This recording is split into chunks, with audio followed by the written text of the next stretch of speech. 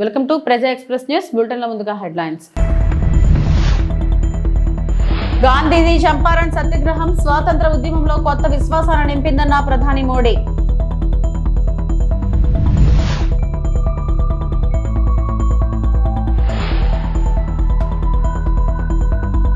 VIT AP varsity అభివృద్ధి పనులు ప్రారంభం ఏపీ సీఎం చంద్రబాబు.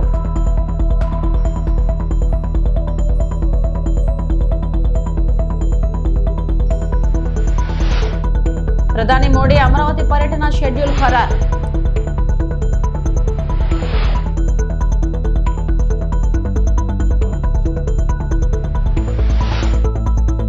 మన్ కీ బాత్ కార్యక్రమంలో పహల్గామ్ లో జరిగిన దారుణమైన ఉగ్రవాద దాడిని ప్రధాని మోడీ ఖండించారు. తీవ్ర ఆగ్రహాన్ని వ్యక్తం చేశారు. మరియు నిందితులకు కఠినమైన ప్రతిస్పందన ఎదురవుతుందని హామీ ఇచ్చారు. ప్రధానమంత్రి నివాళులు అర్పించారు. మరియు అంతరిక్ష మరియు విద్యా రంగాలకు డాక్టర్ కె కస్తూరి రంగన్ చేసిన కృషిని గుర్తు చేసుకున్నారు. సైన్స్ ఆవిష్కరణ మరియు మానవతా ప్రయత్నాలలో భారతదేశం యొక్క ప్రపంచ నాయకత్వాన్ని కూడా ఆయన హైలైట్ చేశారు.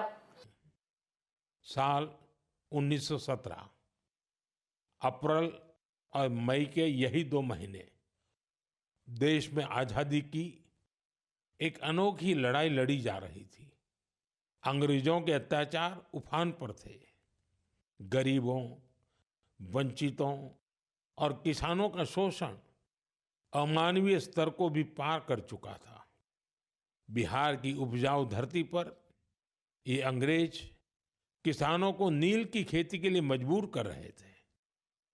नील की खेती से किसानों के खेत बंजर हो रहे थे, लेकिन अंग्रेजी हुकूमत को इससे कोई मतलब नहीं था। ऐसे हालात में 1917 में गांधी जी बिहार के चंपारण पहुंचे हैं। किसानों ने गांधी जी को बताया, हमारी जमीन मर रही है, खाने के लिए अनाज नहीं मिल रहा है। लाखों किसानों की उस पीड़ा से गांधी जी के मन में एक संकल्प उठा। वहीं से चंपारण का ऐतिहासिक सत्याग्रह शुरू हुआ। चंपारण सत्याग्रह ये बापू द्वारा भारत में पहला बड़ा प्रयोग था। बापू के सत्याग्रह से पूरी अंग्रेज हुकूमत हिल गई। अंग्रेजों को नील की खेती के लिए किसानों को मजबूर करने वाले कानून को स्थगित करना पड़ा। एक ऐसी जीत थी जिसने आजादी की लड़ाई में नया विश्वास फूंका। आप सब जानते होंगे, इस सत्याग्रह में बड़ा योगदान बिहार के एक और सपूत का भी था, जो आजादी के बाद देश के पहले राष्ट्रपति बने। वो महान विभूति थे डॉक्टर राजेंद्र प्रसाद। उन्होंने चंपारण सत्याग्रह पर एक किताब भी लिखी, सत्याग्रह इन चंपारण। ये किताब हर युवा को पढ़नी चाहिए। भाइयों बहनों, अप्रैल में ही स्वतंत्रता संग्राम की लड़ाई के कई और अमिट अध्याय जुड़े हुए हैं। अप्रैल की 6 तारीख को ही गांधी जी की दांडी यात्रा संपन्न हुई थी। 12 मार्च से शुरू होकर 24 दिनों तक चली इस यात्रा ने अंग्रेजों को झकझोर कर रख दिया था। अप्रैल में ही जलियांवाला बाग नरसंहार हुआ था। पंजाब की धरती पर इस रक्त रंजित इतिहास के निशान आज भी मौजूद है। साथियों, कुछ ही दिनों में 10 मई को प्रथम स्वतंत्रता संग्राम की वर्षगांठ भी आने वाली है। आजादी की उस पहली लड़ाई में जो चिंगारी उठी थी, वो आगे चलकर लाखों सेनानियों के लिए मशाल बन गई।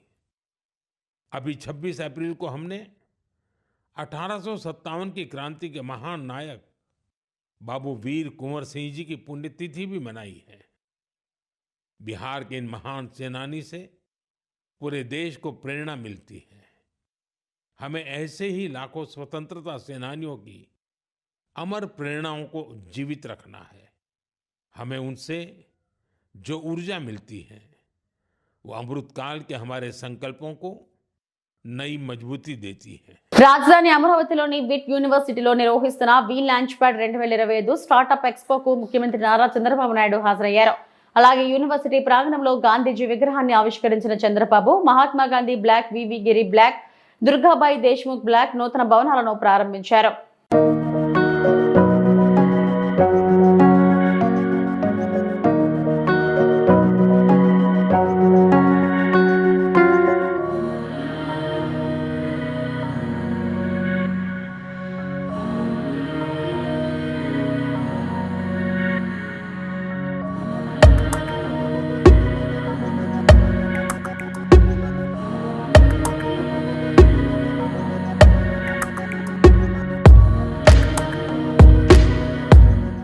రేపు 2వ తారీఖున ప్రధానమంత్రి గారు అమరావతి పునఃప్రారంభం. ఈ కార్యక్రమం అదిరిపోయే విధంగా మీరందరూ కూడా రావాలని మీకు కూడా స్వాగతం పలుకుతున్నా.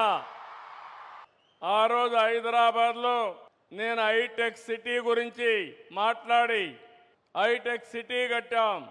అదే మరిగా ఐటీకి ప్రాధాన్యత ఇచ్చాం. ఈరోజు కాలం మారింది. ఇక్కడే క్వాంటమ్ వ్యాలీకి ఫౌండేషన్ వేస్తున్నాం. ఇండియాలో మొట్టమొదటిసారిగా ఒకప్పుడు హైటెక్ మాట్లాడితే ఐటీ మాట్లాడితే అర్థం కాలేదు. ఇప్పుడు క్వాంటమ్ కంప్యూటర్ మాట్లాడితే చాలా మంది అంటున్నారు అది ఏం చేస్తుందని. ఇప్పుడుండే కంప్యూటర్స్ కంటే 1000 రెట్లు ఫాస్టర్గా ఏది కావాలన్నా క్యాలిక్యులేషన్ చేసే శక్తి క్వాంటమ్ కంప్యూటర్కి ఉంటుంది. ఇంకో పక్కన ఇక్కడ పిల్లలు ఉన్నారు, వీటిలో మీరున్నారు. ఆల్గరిథమ్స్ రాసే బాధ్యత మీదే, ఏఏ రాసే బాధ్యత మీదే. ఒకప్పుడు ఐటీ అంటే తెలియని వాళ్ళు ఐటీ నేర్చుకుని ప్రోడక్ట్స్ తయారు చేశారు. ఈరోజు మీరందరూ కూడా నేను ఒకే పిలిపించాను. ప్రతి ఒక్క ఇంటికి ఒక ఏఐ యూస్ కేస్ అన్న తయారు చేయాలి, లేకపోతే ఏఐనా వాడాలని. ప్రతి ఒక్క ఇంటిలో ఒక ఆంట్రప్రెన్యూర్ తయారు కావాలి. ఒకప్పుడు మీరందరూ ఉద్యోగాలు అడిగేవాళ్ళు. నేను మొట్టమొదటిసారిగా ఎమ్మెల్యే అయినప్పుడు చూశాను. అవసరమైతే ఇంట్లో ఉండే 2 ఎకరాలు అమ్మి లంచం ఇచ్చి ఒక అటెండర్ పోస్ట్ అడిగేవాళ్ళు. ఇప్పుడు ఎవ్వరు కూడా కలెక్టర్ పోస్ట్ వచ్చినా కలెక్టర్ కంటే ఐటీ బెటర్ అని అందరూ కూడా ఐటీ చేసి గ్లోబల్ సిటిజన్స్ అయ్యే పరిస్థితికి వస్తున్నారంటే అది తెలుగువాడి సత్తా అని మరొకసారి తెలియజేస్తారు. రాజధాని అమరావతి పనుల పునఃప్రారంభం కోసం ప్రధాని మోడీ పర్యటనపై ప్రాథమికంగా షెడ్యూల్ ఖరారైంది. మే 2వ తేదీన ప్రధాని మోడీ తిరువనంతపురం నుంచి మధ్యాహ్నం 2:50 విజయవాడ గన్నవరం విమానాశ్రయానికి చేరుకుంటారు. అక్కడ నుంచి హెలికాప్టర్ ద్వారా అమరావతి చేరుకుంటారు. 3:25 ప్రధాన వేదిక వద్దకు వస్తారు. మధ్యాహ్నం 3:30 నుంచి 4:45 వరకు రాజధాని పనుల పునఃప్రారంభ కార్యక్రమంలో పాల్గొంటారు. ఆ తర్వాత 4:45 హెలికాప్టర్లో విజయవాడ విమానాశ్రయానికి వెళ్తారు. అక్కడ నుంచి నేరుగా ప్రధాని మోడీ ఢిల్లీ చేరుకుంటారు.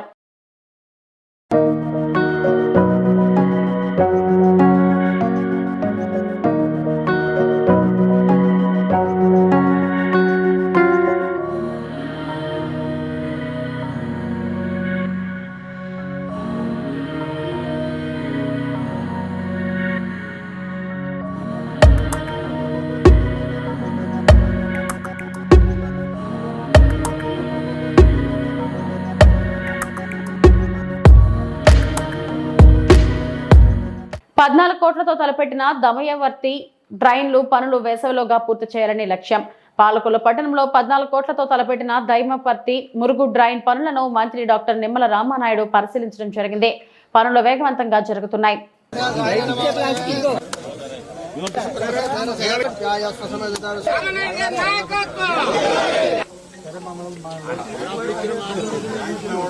ఈరోజు ఏదైతే చందపర్రు అదేవిధంగా వెలివిల గ్రామాలకి సంబంధించి 1,55,17,000 అంటే 155.17 lakhs తోటి ఈరోజు మరి యొక్క శంకుస్థాపనలు మన రైతు మన రామానాయుడు కార్యక్రమంలో చేసుకోవడం జరిగింది. అందులో భాగంగా ఏదైతే చందపర్రు రెవెన్యూ డ్రైన్ మీద 11 లక్షలు, ఆగర్తిపాలెం మల్లవరం బ్రాంచి 16 లక్షలు, వెలివిల జున్నూరు రహదారికి 28.50 లక్షలు, వెలివిల జున్నూరు ఛానల్లో ఏదైతే డీసిల్టింగ్ నిమిత్తం 9.67 లక్షలు, వెలుగులు జున్నూరు ఛానల్ మీద గ్రాహల రహదారి కోసం 31 లక్షలు, వెలివిల జిన్నూరు ఛానల్ మీద ఇప్పుడే ఇక్కడ మనం శంకుస్థాపన చేసాం. 59 లక్షలతోటి ఒక బ్రిడ్జ్ వంతెన నిర్మాణం, అంటే 155.17 లక్షలతోటి ఈరోజు మనం ఈ 2 గ్రామాల్లో మరి మన రైతు మన రామారెడ్డి కార్యక్రమంలో శంకుస్థాపన చేయడం జరిగింది. ఇప్పుడే మనం చూస్తూ ఉన్నాం, ఏదైతే కడలవారి పాలెం బీసీలందరూ కూడా ఎన్ని కుటుంబాలన్నా అన్ని కుటుంబాలు కూడా బీసీలు గత 5 సంవత్సరాల్లో ఇన్ఛార్జీలుగా శంకుస్థాపనలు చేశారు. ఒక్క ఇటుక ముక్క కూడా పెట్టలేదు వాళ్ళు. మరి ఈరోజు నేను ఏదైతే ఆ మాట ఇచ్చానో ఆ మాట ప్రకారం అధికారంలోకి వచ్చి 10 నెలలకు కూడా కానిటువంటి స్థితిలో మళ్ళీ ఆ బీసీలు అంటే తెలుగుదేశం అంటే బీసీలు వాళ్ళ రుణం తీర్చుకునే విధంగా నేను పనిచేయాలనేటువంటి ఆలోచనతో ఇచ్చినటువంటి మాటకు కట్టుబడి ఇవాళ కడలవారిపాలెం, మరి కళ్ళవారిపాలెనికి ఈరోజు 59 లక్షలు, అక్షరాల 59 లక్షలతో ఇక్కడ బ్రిడ్జిని మనం నిర్మాణం చేయబోతూ ఉన్నాం. టెండర్లు పిలిచాం, వర్క్ ఆర్డర్ ఇచ్చాం. ఈ వేసవి కాలంలోనే మరి ఇప్పుడు కాలువలు కడుతూ ఉన్నారు ఈ రోజుతోటి, కాబట్టి ఇమ్మీడియట్లీ పనులు ప్రారంభిస్తూ ఉన్నాం. అదేవిధంగా ఇప్పుడే ఇక్కడ వెలుగులు కానీ చందపూర్ కానీ ఆక్వా రైతులు కానీ అదేవిధంగా వరి రైతులు కానీ చాలా సంతోషంగా, ఎందుకంటే ఆ రోజు 14-19లో మీరు వేసినటువంటి రోడ్డు తప్ప మళ్ళీ 5 సంవత్సరాల్లో మా వంక చూసిన వాడు లేడు, రైతు పేరు చెప్పి పలకరించినటువంటి వాడు లేడు. మళ్ళీ మీరు వచ్చారు, ఇవాళ మళ్ళీ మా రైతాంగానికి ఒక మార్గదశ, మా రైతాంగానికి మళ్ళీ ఒక గోల్డెన్ పీరియడ్, ఒక స్వర్ణయుగం మా రైతులకి అని చెప్పి ఈవేళ రైతులే స్వచ్ఛందంగా ముందుకొచ్చి పనిచేస్తున్నటువంటి పరిస్థితి ఖచ్చితంగా రేపు రాబోయేటువంటి రోజుల్లో కూడా. ఎందుకంటే మనందరికీ అన్నం పెట్టేటువంటి అన్నదాత క్షేమంగా ఉండాలి, అన్నం పెట్టేటువంటి అన్నదాత సంక్షేమమే నాకు ముఖ్యం. అందుచేతే ఒక రైతు బిడ్డగా, ఒక రైతు పక్షపాతిగా, అందులో కూడా ఈ గ్రామంలోనే ఇప్పుడు వెలివెల అటు చందపూర్ మధ్యలో ఆగర్తిపాలెం, అంటే ఇక్కడ గ్రామంలో పుట్టి పెరిగిన వ్యక్తిని ఈ ప్రాంతంలో ఎక్కడ ఏ సమస్య ఉంది, ఏ ఇబ్బంది ఉంది, ఏ కాలువ నీళ్లు ఎక్కడి వరకు పోతాయి, ఏ బోధి మీద ఎంత సాగు అవుతుంది, ఏ కెనాల్ పూడికి అయిపోయింది, ఎక్కడ ఈ గ్రావెల్ రోడ్డు ఎవరికి అవసరం, ఇట్లా ప్రతి దాని మీద కూడా ఒక స్పష్టమైనటువంటి అవగాహన 15-20 సంవత్సరాలు ఎన్నికలకు నిలబడక ముందు నుంచి కూడా నాకు అనుభవం ఉన్నటువంటి వల్ల ఈ పనుల్ని ఇంత యుద్ధ ప్రాతిపదిక మీద చేయగలుగుతున్నాం. అదేవిధంగా నియోజకవర్గ ప్రజలు కూడా ఆశీర్వదించారు. ఈవేళ ఒక ఇరిగేషన్ శాఖ మంత్రిగా ఉండడం వల్ల కూడా ఈ నిధులు తీసుకొచ్చి ఈ పనులు చేసేటువంటి శక్తి నాకు వచ్చింది అని అంటే అది నా నియోజకవర్గ ప్రజలు. అంచేత నా నియోజకవర్గ ప్రజలు ఇచ్చినటువంటి అధికారాన్ని నేనేదో ఆస్వాదించడానికో లేకపోతే నేనేదో బెంగళూరులో ఊటీయో లేకపోతే ఎక్కడో ఇతర దేశాలు రాష్ట్రాల్లో తిరగడానికి ఉపయోగించుకోకుండా ఉదయం 5:30 నుంచి రాత్రి 11-12 వరకు ప్రజల కోసం పనిచేస్తూ ఈ పనులన్నీ కూడా పూర్తి చేస్తున్నామని చెప్పి తెలియజేసుకుంటూ భవిష్యత్తులో కూడా ఈ యొక్క నియోజకవర్గ ప్రజలకు రైతాంగానికి అండగా తోడుగా నిలుస్తామని చెప్పి. రాష్ట్రంలో రోజుకు 600 టన్నుల సాలిడ్ వేస్ట్ ఉత్పత్తి అవుతుందని మంత్రి నారాయణ అన్నారు. వ్యర్థాల ఏరువేతకు 4 దీమ్లలో పరిశుభ్రత కార్యక్రమాలు నిర్వహించనున్నట్లు తెలిపారు. విజయవాడలోని స్వచ్ఛాంధ్ర కెపాసిటీ బిల్డింగ్ పై పురపాలక స్వచ్ఛాంధ్ర కార్పొరేషన్ శాఖల అధికారులతో ఆయన వర్క్ షాప్ నిర్వహించారు. దేశంలోని వివిధ రాష్ట్రాల ప్రభుత్వాలు చెత్త ఏరువేతకు అనుసరిస్తున్న ఉత్తమ విధానాలను రాష్ట్రంలో అమలు చేయాలని అధికారులకు సూచించారు. పరిశుభ్రత, రీసైక్లింగ్ పై ప్రజల్లో విస్తృత ప్రచారం కల్పించాలన్నారు. ఏదైతే ముఖ్యమంత్రి గారు స్వచ్ఛాంధ్ర కార్పొరేషన్ ని స్వచ్ఛ భారత్ కు అనుగుణంగా ఆ ప్రిన్సిపల్స్ పెట్టారో అవి నెరవేర్చాలంటే ఒకటి, ప్రతి ఒక్క వ్యక్తి మనసు స్వచ్ఛంగా ఉండాలి, పరిసరాలు స్వచ్ఛంగా ఉండాలి, మన ఇళ్లు స్వచ్ఛంగా ఉండాలి అనే ఒక నినాదంతో ఈరోజు యాక్చువల్గా ఈ స్వచ్ఛాంధ్ర కార్పొరేషన్ ని ముందు తీసుకుపోతున్నాం. అయితే ప్రజలకు అవేర్నెస్ కలిగించాలి, ప్రజల భాగస్వామ్యం కల్పించాలనే ఉద్దేశంతో ప్రతి నెల 3వ శనివారం ముఖ్యమంత్రి గారు స్వయంగా వారే ఒక కాన్ఫరెన్స్ సెలెక్ట్ చేసుకుని ఈ స్వచ్ఛాంధ్ర యొక్క కార్యక్రమాన్ని నిర్వహిస్తున్నారు. నిజమైన స్వచ్ఛాంధ్ర, స్వచ్ఛ భారతం సాధించగలం అనేది ఈ ప్రభుత్వం యొక్క లక్ష్యం. అనేక దేశాలలో, అనేక రాష్ట్రాలలో, అనేక జిల్లాల్లో ఎలా జరుగుతుంది, ఏ విధంగా మన ప్రజలను కూడా అవేర్నెస్ చేయాలనే దానికి ఈరోజు ఇక్కడ ఒక కార్యక్రమాన్ని 4 థీములతో వర్క్షాప్ పెట్టుకున్నారు.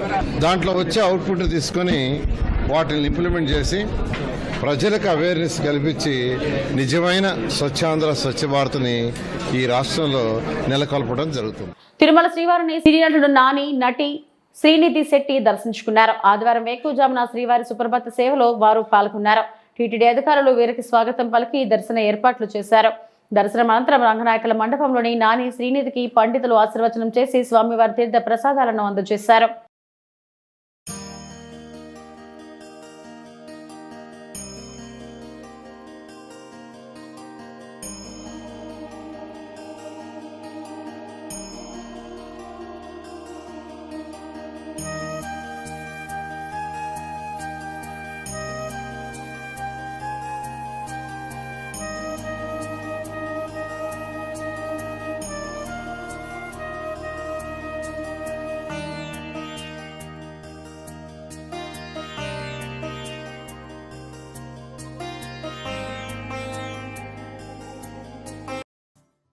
దర్శనం చాలా బాగా జరిగిందండి.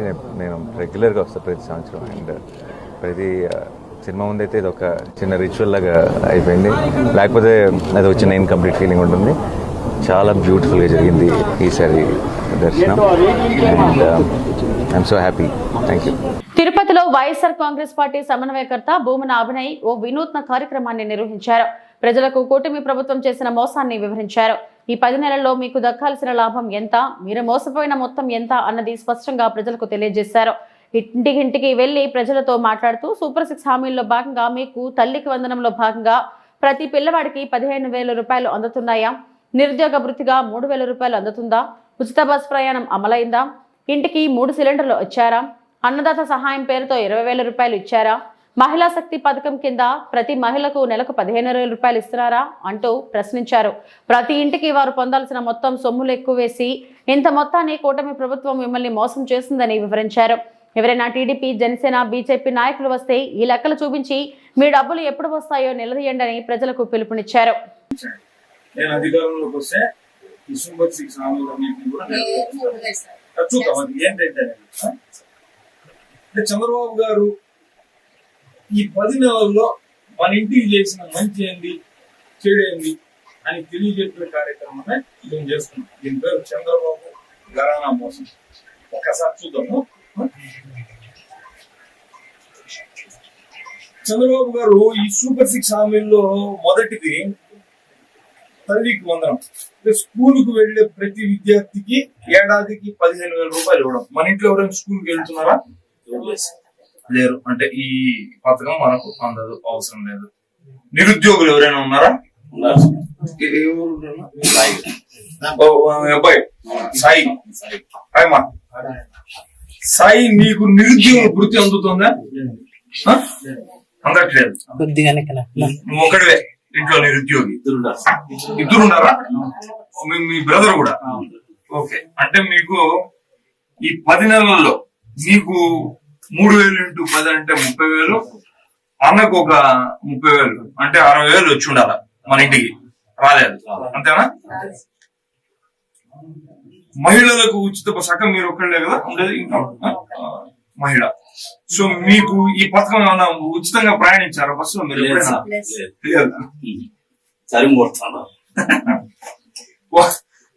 ఒకళ్ళు మీరు మాత్రం. అంటే ఇది అందాజుగా చూసుకుంటారా? ఓ 500 రూపాయలు నెలకు మీరు ఉచితంగా ఎక్కడైనా బస్సు ప్రయాణం చేసే పరిస్థితి ఉంటుంది అనుకుని ఒక లెక్కేద్దాం. అంటే 500 ఇటు 5,000 రూపాయలు. పశ్చిమ గోదావరి జిల్లా తణుకులో అంతర్జాతీయ కార్మిక దినోత్సవం మేడేను కార్మికులు 8 గంటల పని హక్కు పరిరక్షణ దినోత్సవంగా ఘనంగా జరుపుకోవాలని ఏఐటీసీ జిల్లా అధ్యక్షుడు కోనాల భీమారావు అన్నారు. Tanuku Akkamamba textile staff and workers union కార్యాలయంలో జరిగిన యూనియన్ కమిటీ సమావేశానికి భీమారావు అధ్యక్షత వహించి మాట్లాడారు. మేడే సందర్భంగా అన్ని కార్మిక సంఘాలు అరుణ పతాకాలు ఆవిష్కరించి ర్యాలీలు, సభలు నిర్వహించాలి. ఈ కార్యక్రమంలో కార్యదర్శి అనంత త్రివిక్రమ్, ఉపాధ్యక్షులు దేవ పెద్దిరాజు, కనకారావు, కోశాధికారి ఏ గోపాలకృష్ణ, పాపారావు తదితరులు పాల్గొన్నారు. వీళ్ళ కార్మికుల యొక్క శ్రమదోపిడికి వ్యతిరేకంగా 8 గంటల పనిని సాధించుకోవడం జరిగింది. వీళ్ళు 8 గంటల పని తీసి 10 గంటల పని మార్చడం అనేటువంటిది కార్మికులను కట్టుబానిస చేయడం తప్ప మరొకటి కాదు. అలాగే కార్మికులు పోరాట సాధించుకున్న 44 కార్మిక చట్టాలు వీళ్ళ కార్పొరేట్లకి, యజమానులకు అనుకూలంగా కార్మిక వర్గానికి తీవ్ర హాని చేస్తూ 4 లేబర్ కోడ్లు తీసుకురావడం జరిగింది. ఈ 4 లేబర్ కోడ్లు కూడా రద్దు చేయాలని, 8 గంటల పని దినాన్ని, పని హక్కును పరిరక్షించాలని కోరుతూ మేడేను రేపు దేశవ్యాప్తంగా ఏఐటీసీ నిర్వహించుకుంటా ఉంది. అట్లాగనే మే 20వ తారీఖు దేశవ్యాప్తంగా సార్వత్రిక సమ్మెకు సమాయత్తం అవుతూ ఉన్నాం. ఈ మే 20వ తారీఖు జరిగేటువంటి సార్వత్రిక సమ్మె కూడా 8 గంటల పని హక్కు పరిరక్షణ, 44 కార్మిక చట్టాలు తిరిగి పునరుద్ధరించి 4 లేబర్ కోడ్లు రద్దు చేయాలని దేశవ్యాప్తంగా మే 20 జరిగే సార్వత్రిక సమ్మె విజయవంతానికి రేపు మేడేలో విస్తృతమైనటువంటి ప్రచారాన్ని నిర్వహిస్తూ ఉన్నాం. కార్మిక హక్కుల పరిరక్షణ లక్ష్యంగా మే 1వ తారీఖు అంతర్జాతీయ కార్మిక దినోత్సవం మేడేను జరుపుకోవాలని కార్మిక వర్గానికి పిలుపునిస్తా ఉంది. బిఎంఎస్ అనుబంధ సంఘ భారతీయ ఇస్పాత్ మజ్దూర్ మహాసంఘ ఆధ్వర్యంలో 2 రోజుల త్రైవార్షిక సమావేశాలు విశాఖ ఉక్కు నగరం CWC 1లో ప్రారంభమయ్యాయి. ముఖ్య అతిథులుగా విద్యాభారతి జాతీయ అధ్యక్షుడు Doosi Ramakrishna Rao, BMS deputy organising secretary Ganesh Mishra హాజరై ప్రారంభ ఉపన్యాసం చేశారు. వీరితో పాటు గాజువాక నియోజకవర్గ బీజేపీ కన్వీనర్ కర్నంరెడ్డి నరసింహరావు విశిష్ట అతిథిగా పాల్గొన్నారు. ఈ సందర్భంగా BMS విధానాలు, కార్మిక సమస్యలపై పోరాడుతున్న తీరును నేతలు వివరించారు. దేశవ్యాప్తంగా అనేక పరిశ్రమల్లో BMS నిర్మాణాత్మక పాత్ర పోషిస్తూ కార్మిక హక్కుల సాధనలో ముందుంటుందన్నారు. పరిశ్రమల్లో బలమైన శక్తిగా యూనియన్ ఏర్పడిందన్నారు. కేంద్ర ప్రభుత్వ రంగ సంస్థల్లో యూనియన్ చేపడుతున్న సేవలను నేతలు వివరించారు. వివిధ ప్రాంతాల నుంచి పెద్ద సంఖ్యలో కార్మిక నేతలు తరలివచ్చారు. ये जो भारतीय मजदूर संघ के सिस्टम के अनुसार महासंघों का अधिवेशन का ये वर्ष है, उसी के क्रम में अखिल भारतीय इस्पात मजदूर महासंघ का ये अधिवेशन, त्रैवार्षिक अधिवेशन विशाखापट्टनम में संपन्न होने जा रहा है। आज जब हम इस अवसर पर विचार करते हैं, एकत्रित होते हैं, तो निश्चित रूप से भारतीय मजदूर संघ का विचार अवश्य करते हैं कि भाई इस देश के अंदर जब हमसे पहले 4 सेंट्रल ट्रेड यूनियन थी, तो भारतीय मजदूर संघ की आवश्यकता क्यों थी, इस चीज को हमेशा हमको ध्यान रखना चाहिए। इस बात को ध्यान रखेंगे तो हम कभी अपने रास्ते से भटकेंगे नहीं। ध्यान क्या रखना चाहिए, क्या आप सब जानते हैं, इस देश का जो पहला ट्रेड यूनियन बना था, जिसको हम AITUC एटक के नाम से जानते हैं, 1920 में बना था। क्यों बना था, तो अगर इसका विचार करेंगे तो केवल एक ही विचार आता है वहां पर कि 1919 में ILO बना था, इंटरनेशनल लेबर ऑर्गेनाइजेशन। वहां पर भारत को के किसी प्रतिनिधि को भेजना था और उसकी ये शर्त थी कि उस देश का सबसे बड़ा जो श्रम संगठन होगा, उसका प्रतिनिधि ही ILO में जा सकता है। इसलिए AITUC बना था। बाद में आज़ादी के आंदोलन के समय इस मजदूर लोगों को भी आंदोलन से जोड़ा जाना चाहिए, ये उद्देश्य लेके इसके लोग चले थे।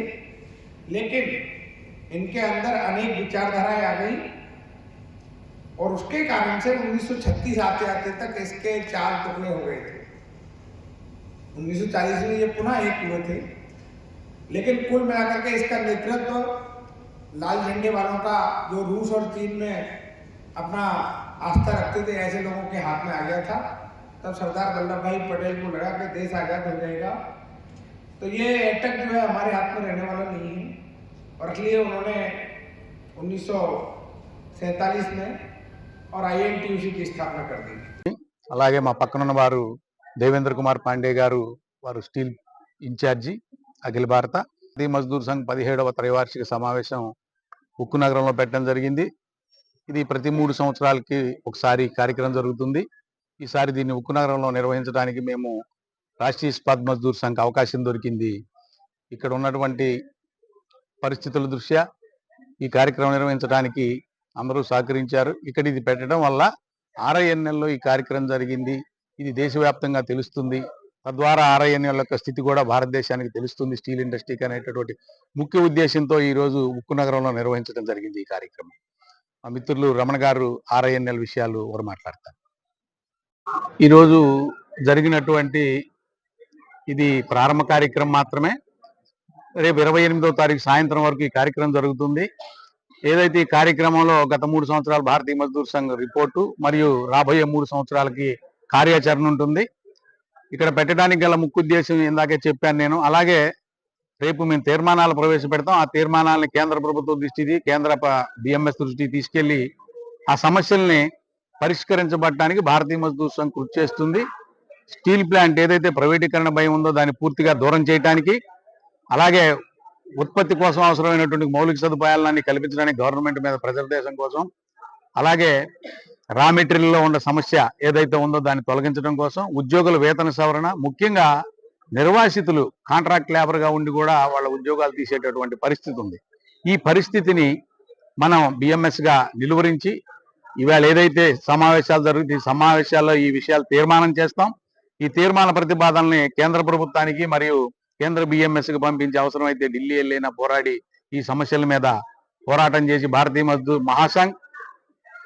మజ్దూర్ మహాసంఘ్ తరపున కొమ్మినేని శ్రీనివాసరావు అధ్యక్షుడు నేను ఇచ్చేటటువంటి హామీ ఏంటంటే ఈ విశాఖ ఉక్కును రక్షించుకోవడానికి భారతీయ మజ్దూర్ సంఘ్ కట్టుబడి ఉందని తెలియదు. ఇవి ఇప్పటివరకు నా బులెటిన్ అప్డేట్స్. నమస్తే.